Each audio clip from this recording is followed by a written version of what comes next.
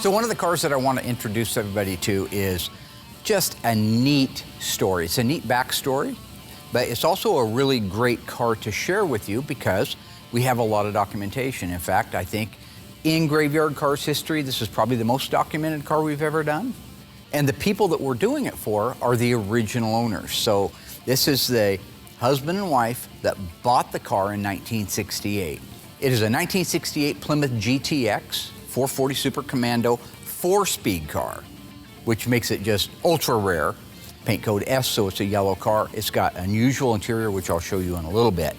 What I love the most about it is the car is pure and original as the day is long.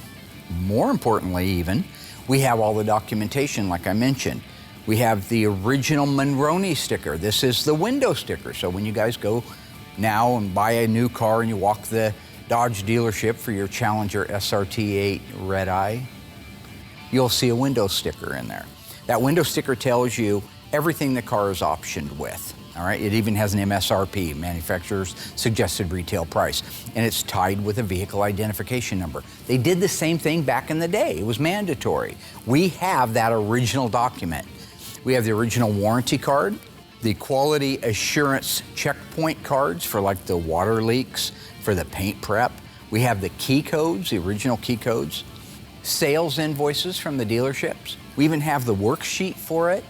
Again, the most documented car in our history. So I wanted to take a few minutes, go around the car, and show you what it would have been like back in 1968 to walk on the dealership floor and see the Monroney sticker, the window sticker in the car, and match it up to the rest of the car. They're coming to get you, Barbara. Buried deep in the Pacific Northwest, one team in Springfield, Oregon, takes on the impossible, finding dead Mopar muscle and bringing it back from the grave. Award-winning master of Mopar, Mark Worman, his cousin Doug, his daughter Alyssa, his best friend Royal, his painter Will, and the rest of the GYC ghouls are restoring, resurrecting, and recreating some of the fastest, fiercest, and rarest muscle cars on the planet. This is Graveyard Cars. Now, the last time we worked on a 1968 GTX, the gentleman's muscle car, was Mr. Bill Goldberg. That was the time he came in here and he was pushing me around in the office. I don't know if you remember that. Playing tough guy on me. And we don't show it because I don't want the liability of it, but I took care of things my own way that time. So go ahead and roll that back, that's fine. His little car was a 68 GTX 444 speed convertible in QQ1 blue. Gorgeous car. Now, keep in mind, they only made 375 of those cars, so his is a real rare one. His was not, however, fully documented. It was a numbers matching car, and it was a great car. I think it was one of the very first Mopars he's ever owned. There's a long, sordid tale about this car. I bought it, and then somebody approached me. They really wanted the car bad, paid me a good amount of money for it. Fast forward about 2 years after that sale, I heard that the guy was keeping it outside. So I kind of went behind his back and had my wife go buy it out from under him. Funny story there is she pulls up to the stoplight, and she's sitting there idling, and all of a sudden, a family of mice run out the car. So needless to say, it wasn't being kept the way it should be kept. First Mopar ever had, yeah. Means a lot to me. But he didn't have the window sticker. He'd love to have the window sticker. The other thing about his car is his was pretty plain. He wanted that car to have manual steering and manual brakes, and it did. Made it a handful to drive, but of course, if you're Bill Goldberg, what the heck? You got the arms to do it with. This little car is actually loaded. All right, so the first thing I want to do is go over the original Monroney sticker. This is what you call the window sticker. It talked about what the car was, what it came standard with, what the safety standard features were, and what options it had, and how much it cost. So let's just start at the top. We know by looking at this is a factory Chrysler Plymouth window sticker. In the left-hand upper corner, we got Lynch Road Assembly Plant. That's where the car was built at. That's G code. And on the right-hand side, we identify this piece of paper with the car by using the vehicle identification number. After that, we're talking about where was this vehicle shipped to? It was shipped to Monmouth Chrysler Plymouth Inc. in Eatontown, New Jersey. Same place that it was sold to. So there is your selling dealer. So the folks that own this car walked into that dealership and saw this setting on Monmouth Chrysler Plymouth's showroom floor or on the car lot.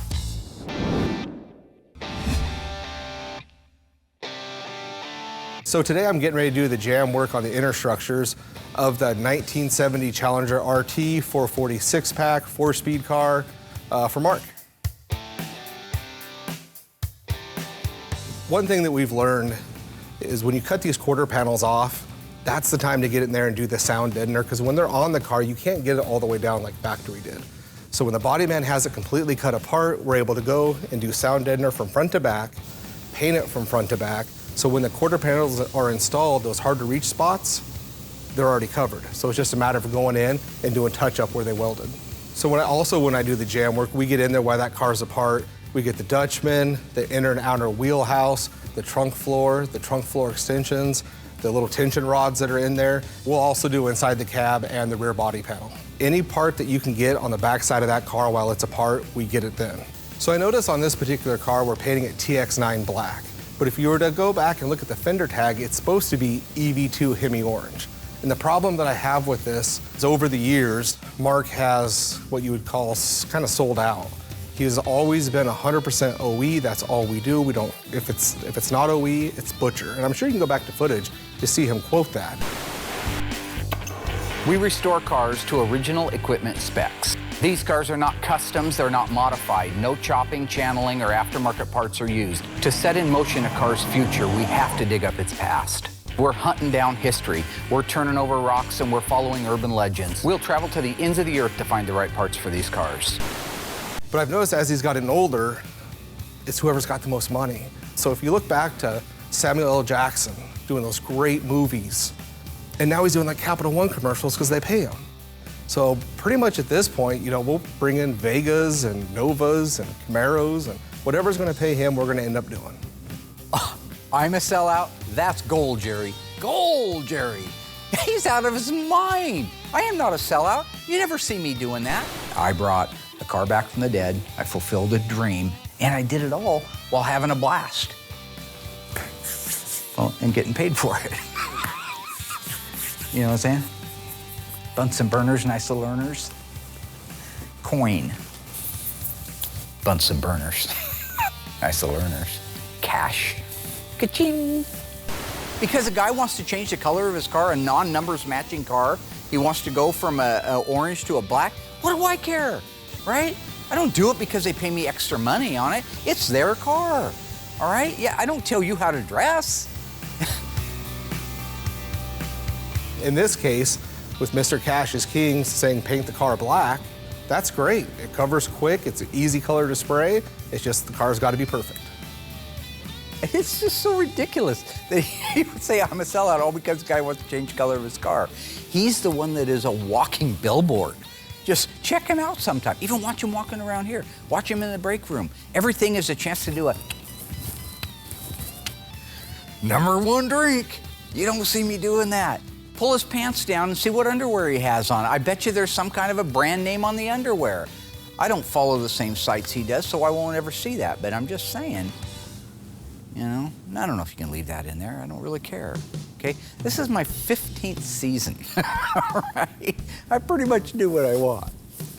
I'd cut that out too, because if the network sees it, they're gonna get mad. People send me nice clothes all the time, and I like to wear some of them.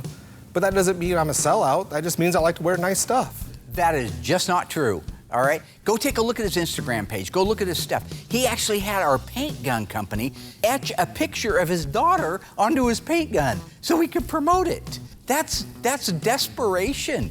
That is low. That's something you won't see the Iceman doing. I am not the sellout. Isn't this your gun? Oh, yeah, no, it's not my birth name. So Iceman, that's true. But I mean, I'm Mark Gregory Warman, right? You don't see a picture of me and my baby, Mark Gregory Warman, written there. That's Iceman, that's for, and where did you get this? Why don't you stay out of my office? Iceman. What's the question again?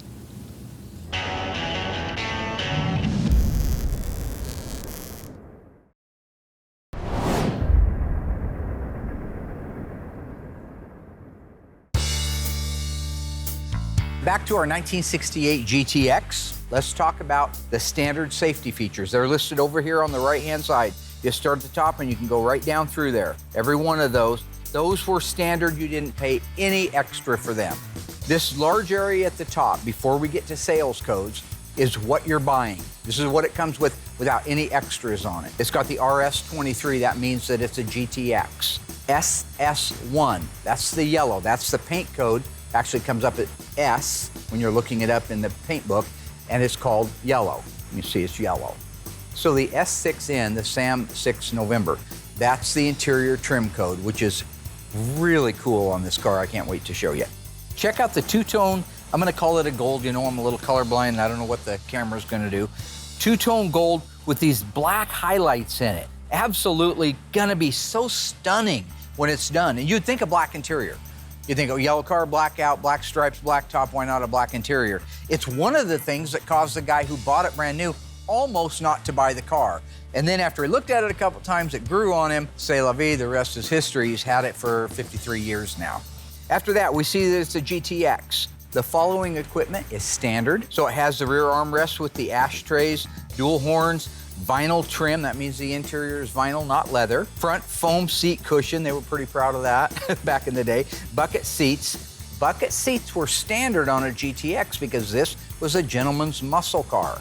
440 cubic inch 4-barrel engine, that's the Super Commando, with a TorqueFlite automatic transmission, standard. That means that the 4-speed manual transmission that's in this car was optional. Red streak tires. This would be a red streak tire. Now you saw those on our 1969 Hemi Roadrunner. You saw them on that. You saw it on our 69 Cuda A57 car. It has red streaks on it. This car also did too.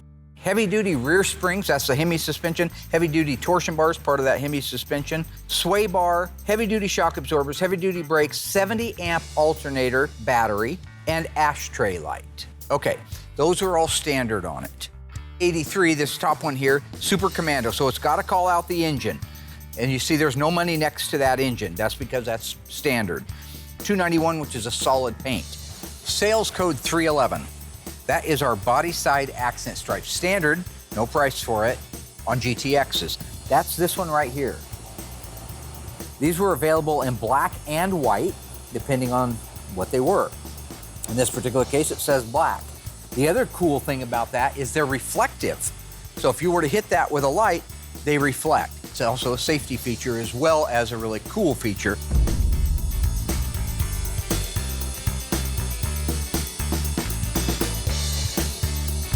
So one of the last things that we do to these cars, especially in the case of the Phoenix Cuda, is the cut and buff. You know, we get it in the booth, walk around the car, look for all the imperfections, and then we'll start by long blocking it with 800. It just gets that little wobble out of it that Mark really drives him crazy. Then after we get the 800 long block done, we'll go to 1200 on a DA, and then we'll go to 2000 and then 3000. And doing the finer grits like that, as long as you're getting all the previous grits out, it just buffs like butter. So we'll get the whole car buffed, wiped down, cleaned up, so when it comes over to assembly, the car looks good and it's ready to be put together. And when I didn't have a helper, I would have to do the cut and buff, the undercoating, all that little stuff. It takes about a week or two to do. And when I was doing that before, that means everything else stops in the shop. So having somebody that can do that means I can keep working, getting other things painted.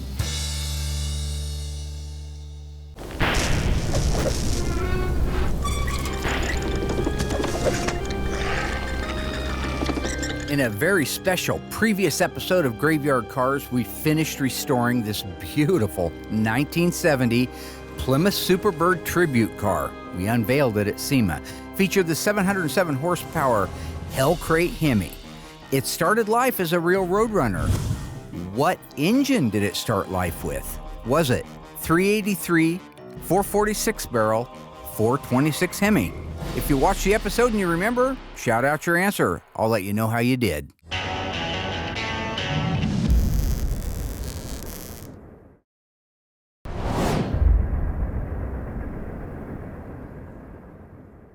All right, folks, welcome back. How did you do on that one? Our world famous Hellbird, 1970 Plymouth Superbird tribute car. What engine did it start life with? If you guessed 383, good job. I don't think I would have ever cut up a 446 barrel or a Hemi car to make a tribute. But that was an original 70 Roadrunner we got from Tony D'Agostino at Tony's Mopar Parts. It was in rough shape. It was a perfect candidate. In addition to the Hell Crate engine, we put a Silver Sport 6-speed manual transmission, Mosier Dana 410 rear axle, and to this date, it is the fastest car we've ever built.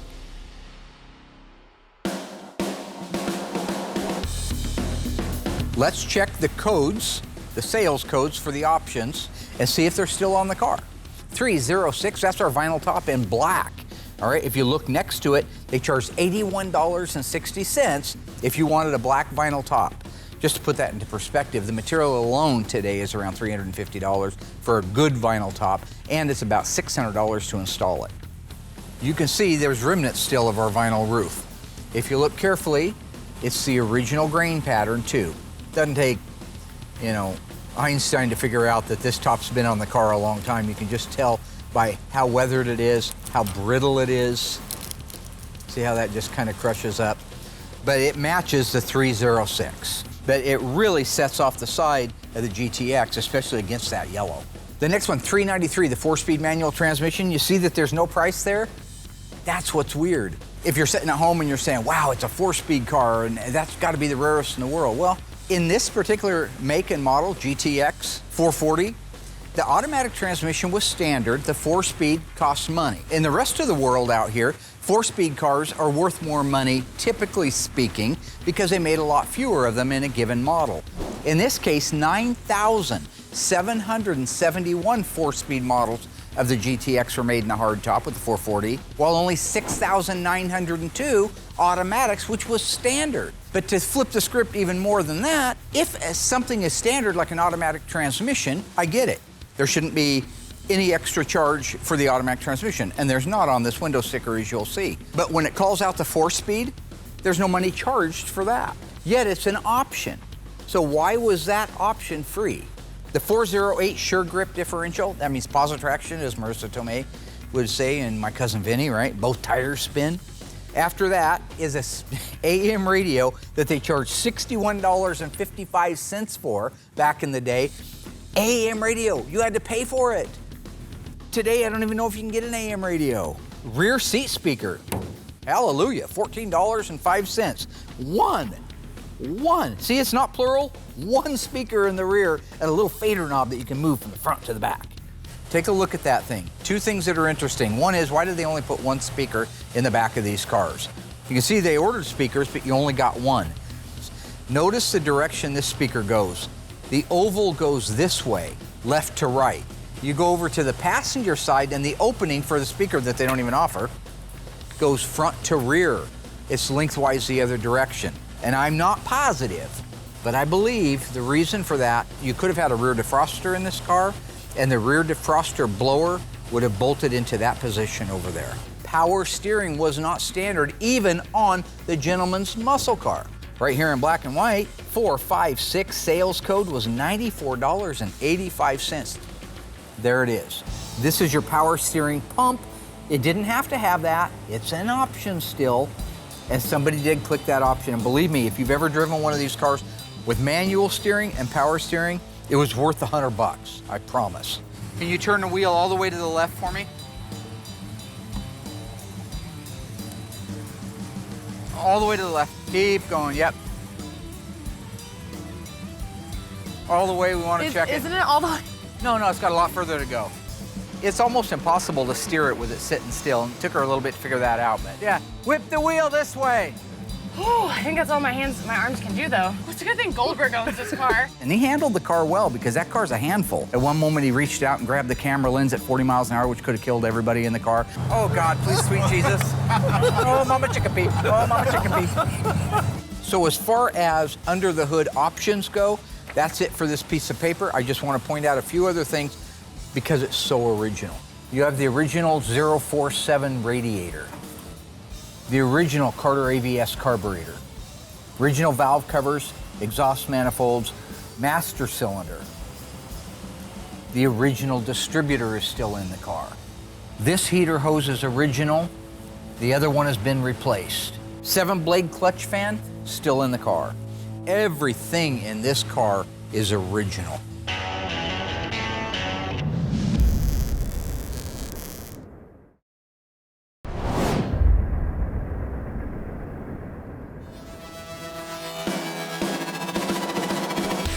Okay, back in our 1968 GTX, another cool thing that is optional that this car has is 486, the console, the center console.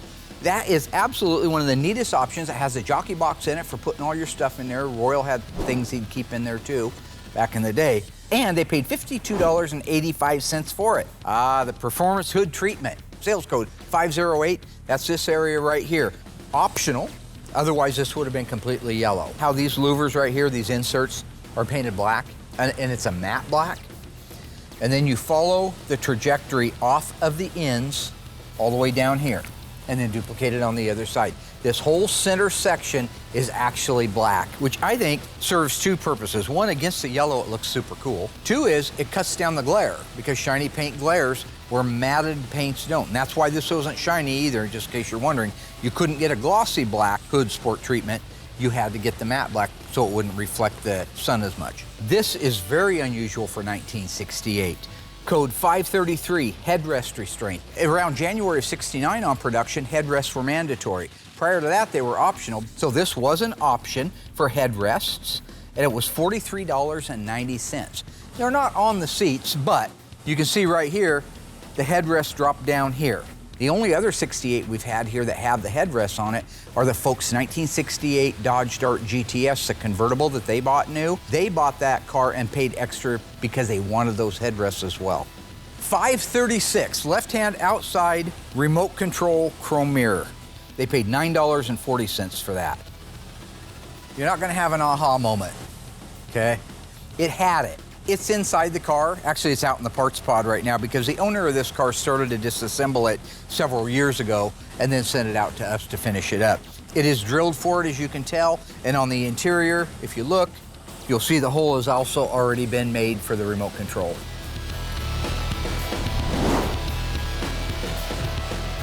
I've been working with my son a lot over the years. He's really come along well. I mean, he knows how to take these cars apart already, but I've coached him on how to take our cars apart, and we've got him out here working on Bill Goldberg's 70 446 pack Cuda, and he's doing a wonderful job. Since this car is in such nice condition, Eli is perfect to take this car apart. He's so good at being really careful and keeping everything organized.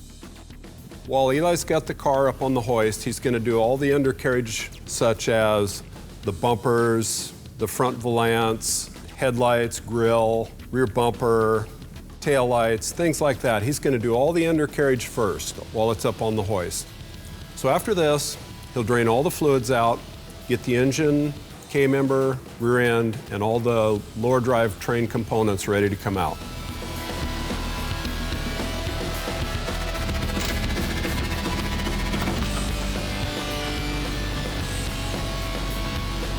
So the last thing is the headliner, and that is the dirtiest part of the job because who knows what's going to be up in there. I mean, mice have been up in there. There's going to be droppings, debris of all sorts, and all kinds of nests and bugs, and it's a filthy job up there. So I'm just glad I'm not doing it.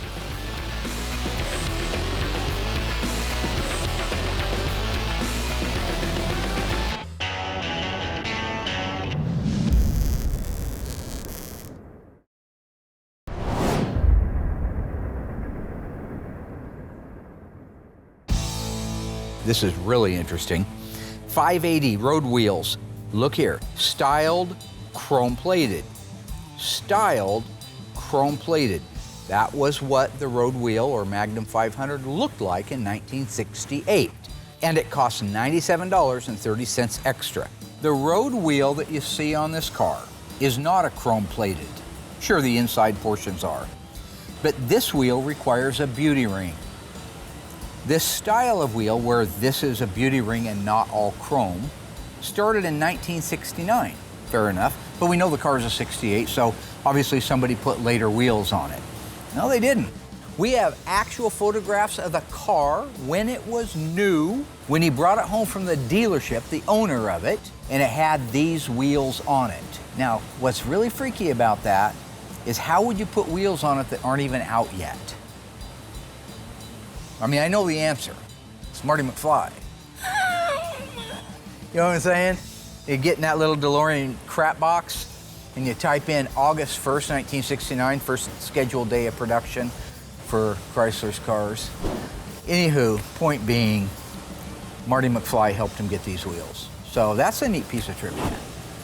Expedite manufacturer certificate, not sure. F7014 Red Streak tires, standard equipment. They called it out here, but you remember up at the top, it said it came with Red Streak tires. They're just calling it out down here on the Monroney sticker. Now, you add all that up, $3,966.95 is how much the car cost.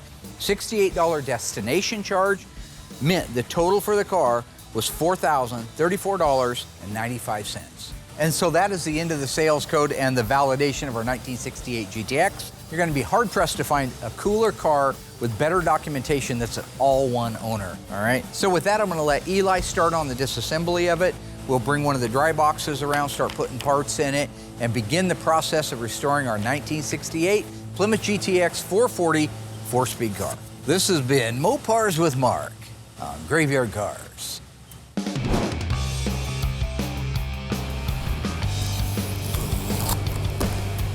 So on Cindy D'Agostino's 1970 Challenger, this is really neat. A few years ago, when Dave Walden was alive, he owns ECS. He's the guy that we would buy all of our label information kits from and some other stuff. He had a conversation with Tony about this car, that we were doing it, and he wanted to order a system from him, an exhaust system from him.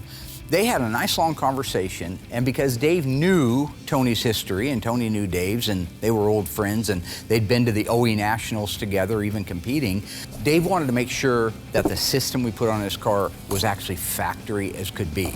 In the case of an E-body, from the factory, the head pipes were welded to the resonators. And then the over-axle pipe and the mufflers and the hangers in the back and the tips, they were all put on after that. It wasn't clamped on like you saw our systems before, which is, it's perfectly fine. If you're working at home, you should do that. If you don't have access to a welder, you definitely should get the clamp-on style resonators. But in this case, Dave wanted to make sure that it was factory. So today we get to install that system, and this will be the first set of weld-on resonators we've ever done.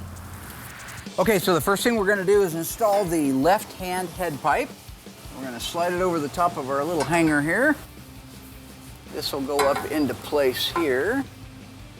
As kids, you know, pulling exhausts, I don't remember if they were welded or clamped. Usually the ones that were clamped had so much rust on them that we ended up cutting them anyway. So I only remember just cutting them off to get them out of the way.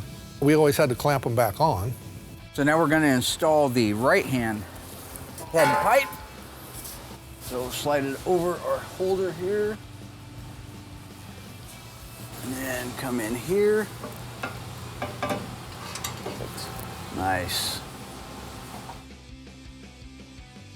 Now putting these resonators on is very crucial. You have the head pipe has to be bolted down into place, and then when you set the resonator up, you have to make sure that it's level to the earth, or it should be, even though the factory was pretty bad at it. We try to get it set exactly where it goes, and the trajectory coming off of it is perfect. Because remember, we're doing this for Philly steak, right? He's back there right now on his fourth sandwich. And all he's doing is calling me, blowing up my phone. When I go in there, my phone will have 20 messages. Hey, did you get those welded on that there? You know, those gotta be perfect. That's gotta be perfect coming out. He's nuts. Tony's been taking these cars apart for so long and you know, paying attention to how they come apart, how they go together. He's very attentive to the details. So I've got to make sure they're perfect and they're exactly where they're supposed to be.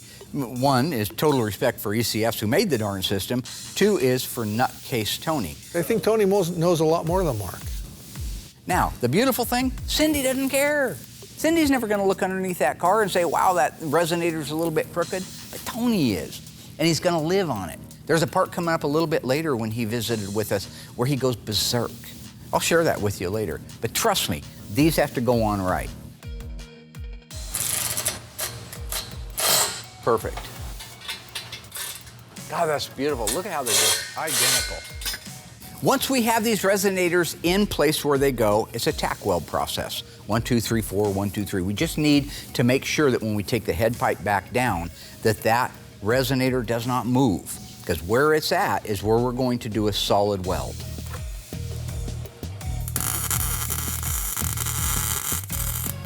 You know, with the clampable exhaust systems, they're pretty much adjustable. You can get them in place, tighten them up as you go, and you've got, you know, some adjustment if it gets crooked. By welding them, they're there. You can't move them after you get them welded. If you know much about welding, the metal will actually move when you weld it. You weld on one side, and it will pull it one way. You weld on the other side, and it will pull it the other way.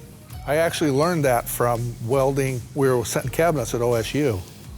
And the guy was welding these big metal tube frames that we bolted cabinets to. And he had me hold a level on it, and he would run a bead, and it would go toward the weld he did, or he would weld it on the other side, and it would go that way.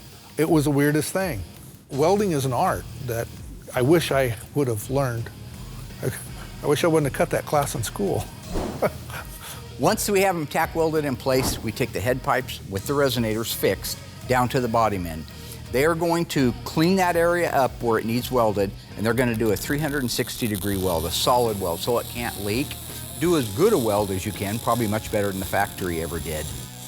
Shane's been working for Mark off and on for, gosh, 20 years. The guy is really good at what he does. He understands how metal moves. And there again, that's part of the art of it. Knowing how it moves, you know, what it takes to move it, the way you want it to move. I like to watch it. Like I said, I wish I wouldn't have cut that class. After that, it comes back over and we can install the head pipes.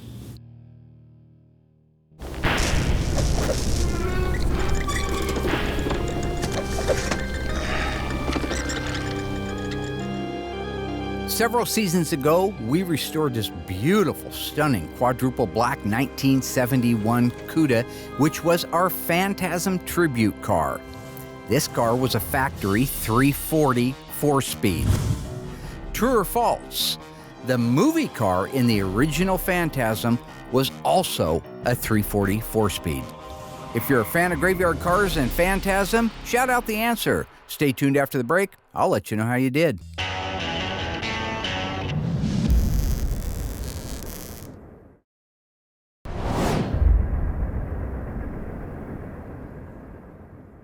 All right, welcome back, folks. How did we do on that one? One of my favorite cars, by the way. True or false? The original Phantasm movie car was a 340 4-speed. If you said true, good job, and it's absolutely right, and so was our tribute car. In fact, our tribute car was a numbers matching 340 4-speed. However, it started life as tawny gold. We made it into a quadruple black. The additions we added over the Phantasm movie car were the shaker hood, rear window louvers, billboards, and rear spoiler.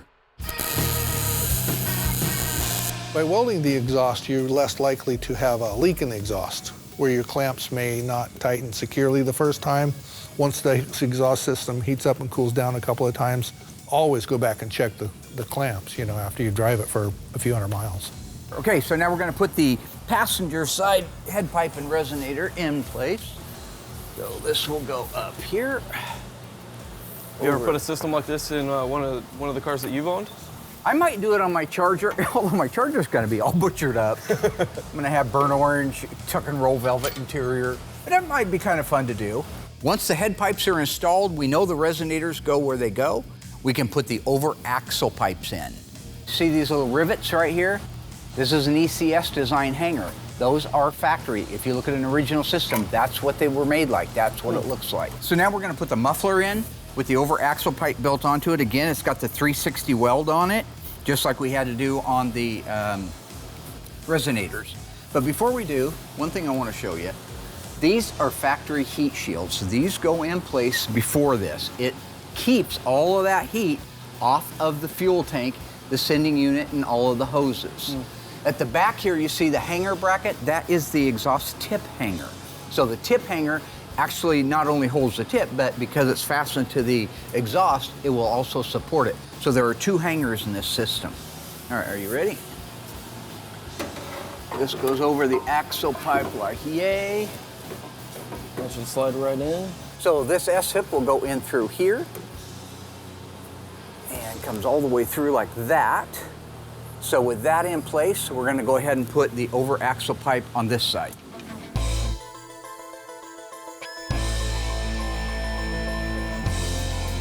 To there, beautiful. After the mufflers are set where they need to be set, this is all loose still, we can put the tailpipes on, the bright tips in 42. The Challenger exhaust tips is a dual exhaust tip, meaning it's one tip, but it has two outlets on it. Whereas the Cuda, this is all one piece on a Cuda. These are beautiful reproductions. Who makes these ones? Classic actually makes these. Classic Industries, yep. Wow, yeah, those are pretty Okay, and you have your Q clamp. That goes on there. Oh, we may have to open that up a little bit. So what he's putting on right now is a Q clamp. This is a factory clamp. A lot of the clamps that you buy today are regular muffler clamp. It's just a horseshoe and it has two nuts on it with a saddle. To make it easy on the assembly line guys going down the line, they had to be able to hold it with one hand, the exhaust system, and put the clamp on with the other. So they designed a Q clamp. So when you tighten this nut up, this is anchored on this side, it tightens up and crushes it. It's a one-man job. Doing it right, those are the ones you want to use. Let's go ahead and put the other tip on.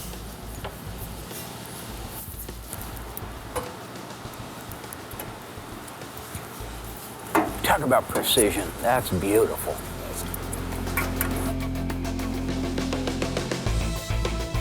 When those are in place and aligned and we have the right trajectory and things are where they're supposed to go, we can walk back through the system and tighten everything down. We just want to make sure we're centered perfectly correct. So how does that feel on the flush side to side? Pretty good.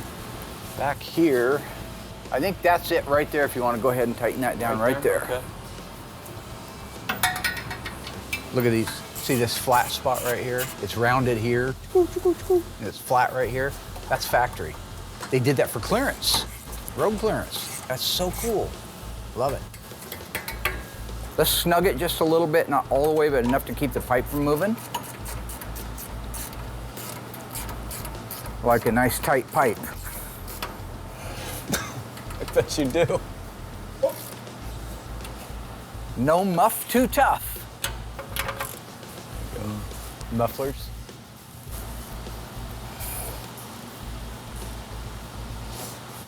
All right, so with that, we need to let it down and set the in and out on the exhaust tips. Pete, you need to grow up, man. Sorry, man. The reason your camera's shaking, folks, is because there's a child behind it, and everything I say and do has some kind of sexual innuendo to him.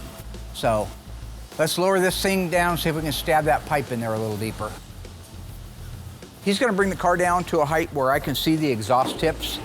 We wanna make sure that the exhaust tips reveal past the valance are the same from side to side, and to make sure when you look into them, they're not tipped just a little bit. This is our last chance to make any adjustments. So you can go ahead and lower it down.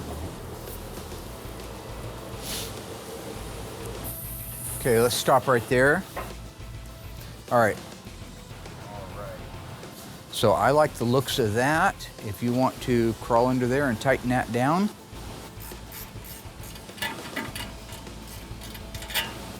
Look good? Didn't move at all. Nice. So now that it's all tightened down, we have a beautiful, complete exhaust system that is as close to factory as the factory ever did.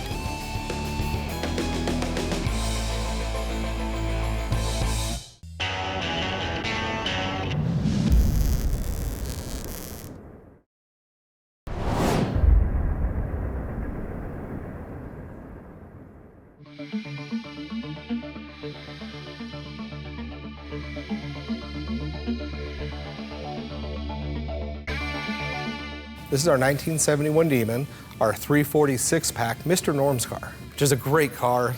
We don't do many A-bodies here. Everyone at home is gonna be so happy. Shane comes in and does the engine compartment, the sides of the cowl all the way down to where the door bolts up. Once he gets that done, I can go in there and start doing my paint work. One of the questions we get asked a lot is how do we seal these cars off, make sure they're not leaking or anything like that. These cars come back from the dipper. We prep the body the way it should be. We get a DP90'd. That protects the outside of the car from flash rusting, fingerprints, anything like that. Bodyman can start doing their body work. When it comes over to me or the bodyman, Shane's kind of taken over seam sealing them. Factory did a horrible job, just kind of slap it in there. Shane does like a nice happy medium when he does it. We seam seal where basically the two panels come together, whether that be a trunk floor and an inner wheelhouse. You know, that's always a great spot where any two panels where water can get in, that's where we seam seal to make sure water doesn't get in there and then create rust down the road. Once the car is completely done, Shane will go through and cavity wax the rockers. So those hard to reach spots, you have wands that'll go in there just to ensure you have no areas leaking water, rusting, and the car maintains the way it looks 10 years down the road.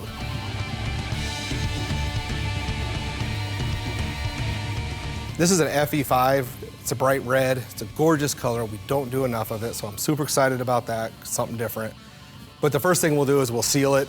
It's finished off in 400. It's a solid color. You don't need to, but it just kind of ensures that you're not gonna have any sand scratches or swelling, any silliness down the road. So I'll seal it completely, let that flash, and then go in there and start applying the single stage.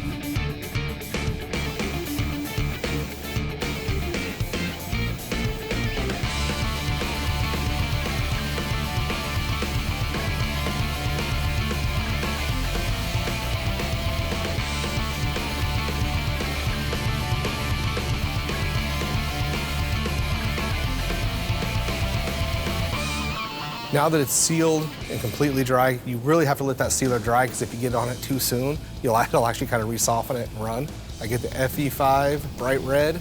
It's kind of a transparent color, so you're looking at 4 or 5 coats per coverage, but we get that process done, which is gonna take probably about 2 hours because if you try to get back on it too quick, you'll actually run it on the panels that were, to an apron, to a firewall.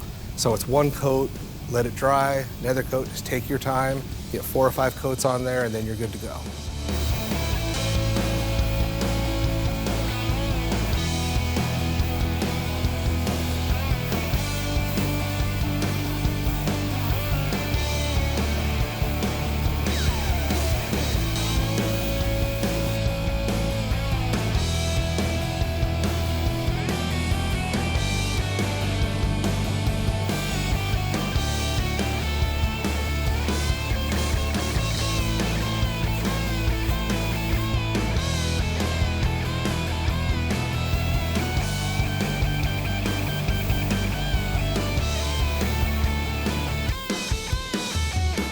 I'm excited to do the FE5 Rally Red. I haven't done it since Mark and Yeleda's 1970 Cuda. I'm excited to get it done. It's going to come out beautiful.